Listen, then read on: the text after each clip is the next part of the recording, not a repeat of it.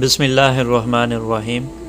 Bayazid Bastami رحمۃ اللہ علیہ بڑے اولیاء اللہ میں سے تھے۔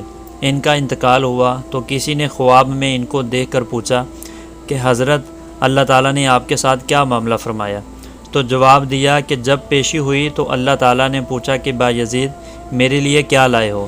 میں نے کچھ دیر سوچنے کے بعد کہا، اے اللہ، کوئی عبادت اس لائق نہیں کہ تیری جناب میں پیش کر سکوں، سب میں عیب و قصور ہے، البتہ تیرے لیے توحید لایا ہوں، کیونکہ میرا عقیدہ تو مضبوط تھا کہ تو ہی سب کچھ کرنے والا ہے، نفع کا مالک تو، نقصان کا مالک تو، حاجت کشا تو، حاجت روا تو، اس لیے میری جانب سے آپ کے لیے توحید خالص کا تحفہ پیش کیا۔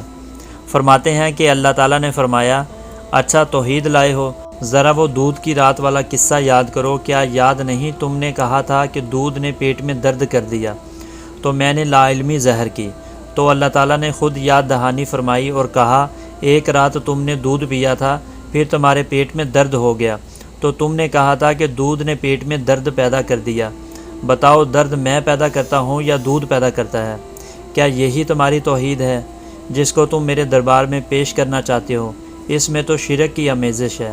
حضرت بایزید رحمۃ اللہ علیہ فرماتے ہیں کہ میں نے کہا، اے اللہ، میرے پاس تو کچھ نہیں ہے، نہ کوئی عمل و نیکی، نہ ایمان و توحید جو تیرے شایان شان ہو، اس لیے محض اپنے فضل سے تو مجھے معاف فرما دے۔